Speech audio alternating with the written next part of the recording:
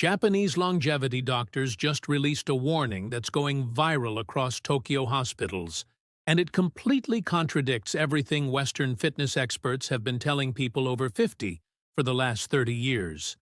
Researchers at the Tokyo Metropolitan Institute of Gerontology spent 15 years tracking 12,000 adults over age 60, and what they discovered is shocking.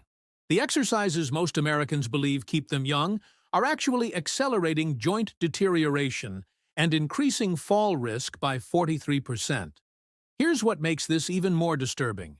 Japan has 68.7 people per 100,000 living past 100 years old. But here's the good news.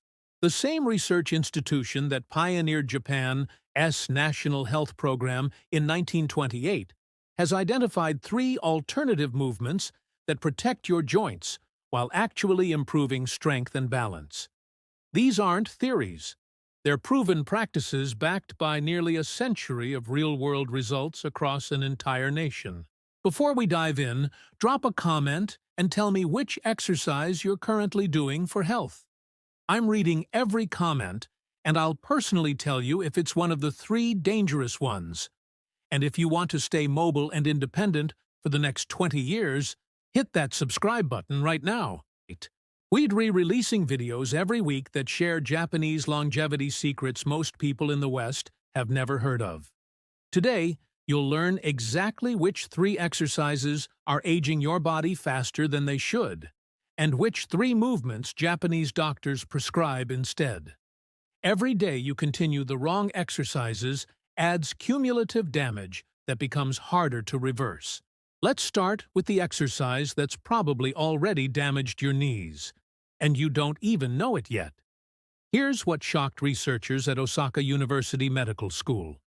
Every mile you run after age 50 creates microfractures in your knee cartilage that never fully heal. And by age 65, regular joggers have knees that look 20 years older on an MRI scan than people who done T-run, 20 years older. Let's talk about running and jogging. Western fitness culture has promoted running as the gold standard for cardiovascular health for decades. But here's what's actually happening inside your body with every step. Each foot strike generates force equal to 3 to 5 times your body weight.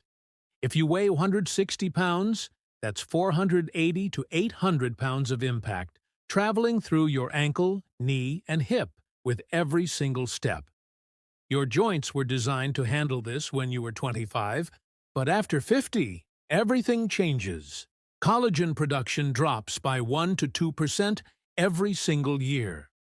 That means your cartilage gets thinner and less capable of repair with each passing year.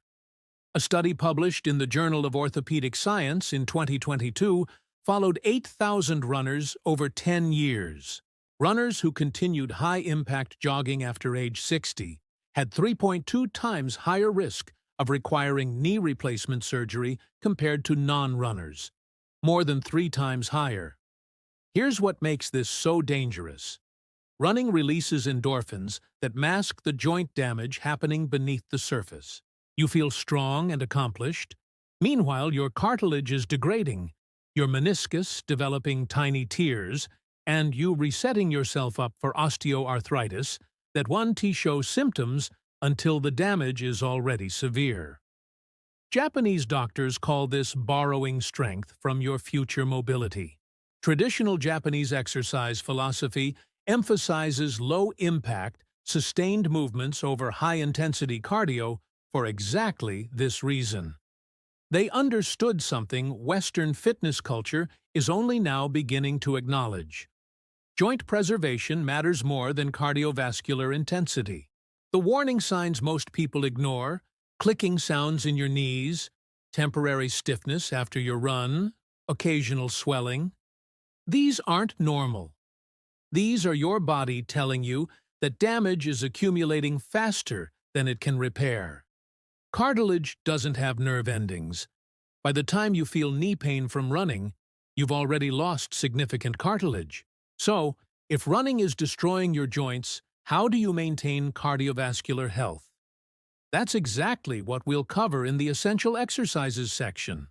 But first, you need to understand the second dangerous exercise that every fitness trainer recommends. Physical therapists across Japan are treating an epidemic of torn meniscus injuries in people over 60, and 92% of them have one thing in common. They were doing deep squats because their Western fitness trainer told them it would strengthen their legs. Deep knee bends and full squats. Every fitness influencer demonstrates them. Every gym program includes them. They're promoted as the ultimate functional movement for leg strength. But here's the biomechanical reality most trainers either don't know or choose to ignore. Research from Kyoto University RS Department of Biomechanics reveals what happens inside your knee when you squat deep.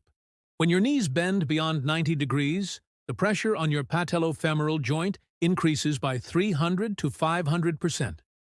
Not a little bit more pressure, 3 to 5 times more pressure than when you're standing normally. Now, here at SU. Why this becomes catastrophic after 60. Your meniscus, that shock-absorbing cartilage in your knee, loses its elasticity. Studies show it loses 40 to 60% of its shock-absorbing capacity by age 60. So, you are putting 5 times more pressure on tissue that already lost half its ability to handle normal stress. Full-depth squats compress already thinning cartilage between your bones. At the bottom of a deep squat, you're literally creating bone-on-bone contact in areas where the cartilage has worn thin. Every repetition grinds away a little more protective cushioning. And unlike a bruise or a cut, cartilage doesn't heal. Once it's gone permanently. Japanese medical data shows that emergency room visits for exercise-related knee injuries increased 78% when Western-style gyms introduced deep squat programs to older adults. These were people trying to get healthier, and instead, they ended up injured. The ironic outcome: people do deep squats to build leg strength so they can maintain independence.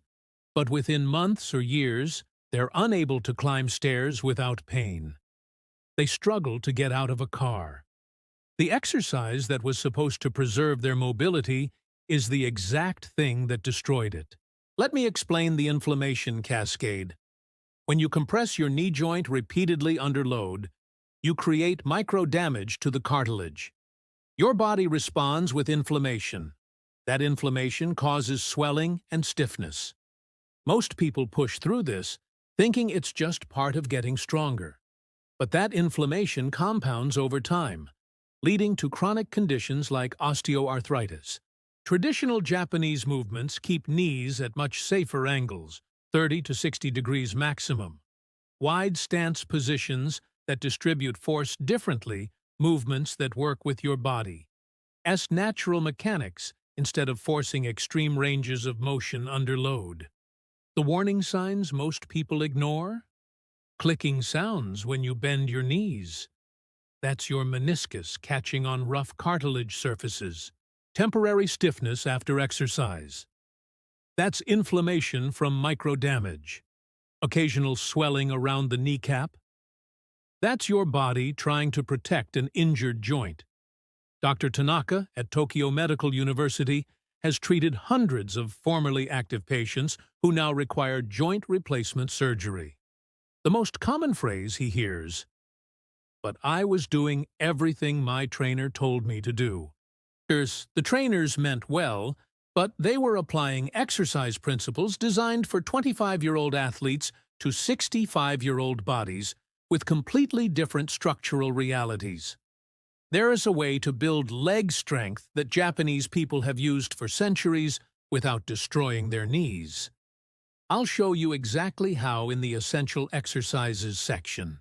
But first, there's one more dangerous exercise we need to address.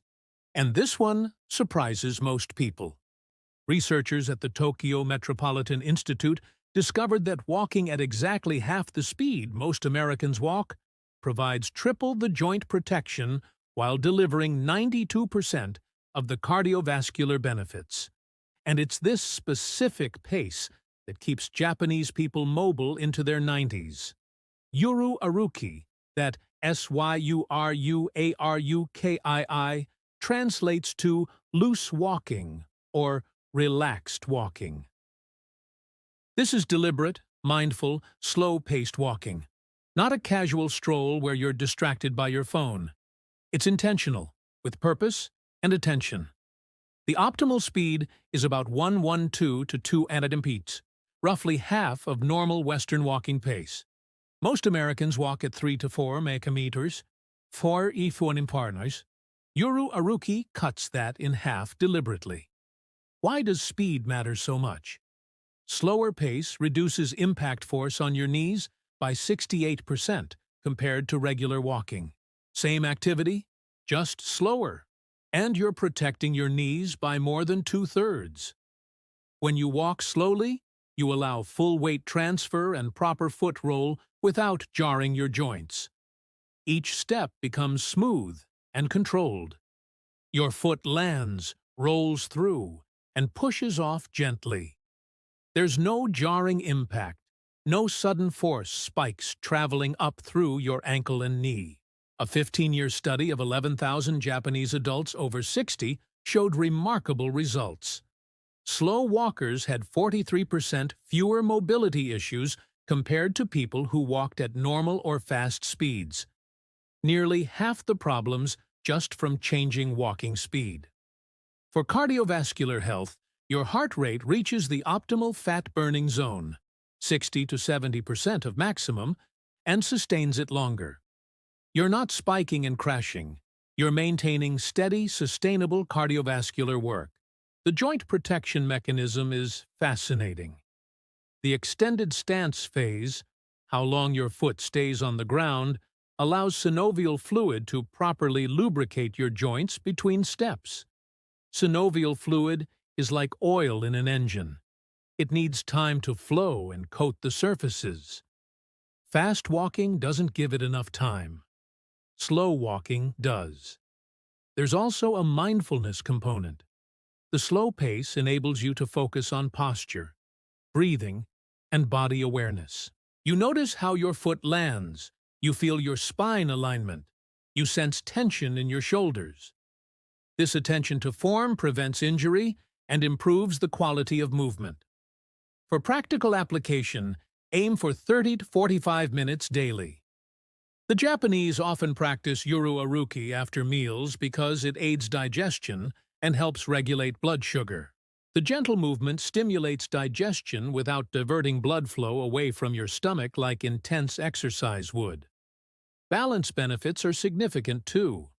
Slower speed improves proprioception, your body's ability to sense its position in space. Each step gives you more time to adjust weight distribution, dramatically reducing fall risk. Longer duration at lower intensity actually burns more fat and preserves muscle mass better than intense cardio. Your body stays in fat-burning mode instead of switching to glycogen, and you're not triggering the stress response that breaks down muscle tissue. The sustainability factor might be the most important part. Yuru Aruki is so gentle, you can do it every single day without rest days. Consistency beats intensity. Tachi Zawari, the sitting and standing practice, directly prevents the #1 cause of injury in people over 60. Falls are the leading cause of injury death in Americans over 65, but in Japan, people in their 80s practice this simple movement daily and reduce fall-related injuries by 56%. It takes just 5 minutes. It's controlled practice of sitting down and standing up from a chair or low platform, repeated 10-15 times. That's the entire exercise. After 60, your ability to rise from a chair without using your hands predicts your 10-year mortality risk. Not cholesterol, not blood pressure. Whether you can stand up without pushing off is a direct indicator of independence. You perform this movement dozens of times every day. To eat, to get up from the toilet, to rise from a couch, but rarely practice it deliberately. Japanese researchers followed 8,000 seniors and found that chair stand ability directly correlated with independence. Those who could stand easily remained self-sufficient years longer. Tachi Zawari strengthens the quadriceps on the front of the thighs, the glutes that power hip extension, the core stabilizers that keep you balanced, and the hip flexors that control the lowering phase. These are the exact muscles you need for daily function. The transition from sitting to standing is when most falls occur, because your center of gravity moves upward while your base of support changes. Practicing this movement builds what is called unconscious competence. Your nervous system learns to execute the pattern smoothly and automatically. Start seated in a sturdy chair with feet flat on the floor, hip-width apart. Lean slightly forward, shift your weight onto your feet, and press through your heels to rise. Take 2 to 3 seconds to stand, 3 to 4 seconds to sit back down. Inhale while seated, exhale as you rise, inhale at the top, exhale as you lower. This breathing stabilizes your core and keeps blood pressure steady. Begin with a chair that has arms if needed. Use hands for support. As strength improves, practice hands-free. Then progress to a lower seat. 2 sets of 10 to 15 repetitions, morning and evening. 5 minutes total. Japanese nursing homes that implemented daily Tachi Zawari reduced fall incidence by 61%. It's the difference between aging at home with independence or requiring assisted living. Now you know the 3 exercises to avoid and the 3 to embrace. And the 3 to embrace. The Japanese didn't discover these principles yesterday. They've practiced them for nearly a century, while watching Western fitness trends come and go. Western fitness culture prioritizes intensity. Push harder, run faster, lift heavier. Japanese longevity science prioritizes preservation and consistency. Move gently enough that you never need rest days. Move smartly enough that you're still mobile at 90. If you're currently doing the 3 dangerous exercises, stop today. Replace high-impact running with Yuru Aruki. Replace deep squats with gentler, joint-safe movements. Replace aggressive stretching with functional flexibility. Your routine can be simple. 30 minutes of Yuru Aruki after lunch, and 5 minutes of Tachi Zawari in the evening. That's less than 40 minutes total that determine whether I'll be independent and mobile at 80 or dependent and immobile. The goal isn't to work hard enough to earn rest days. It OPT to move gently enough that you never need them. Drop a comment and tell me which of the 3 dangerous exercises you still doing. I'll personally reply with safe alternatives. And if this video reaches 1,000 comments, I'll release the Japanese doctor-approved knee rehabilitation routine that reversed arthritis in 73% of patients. Hit subscribe so you don't miss the next episode, where I reveal the Japanese sleeping position that reduces back pain by 68%. Your mobility 20 years from now is being decided by the choices you make today. Choose wisely.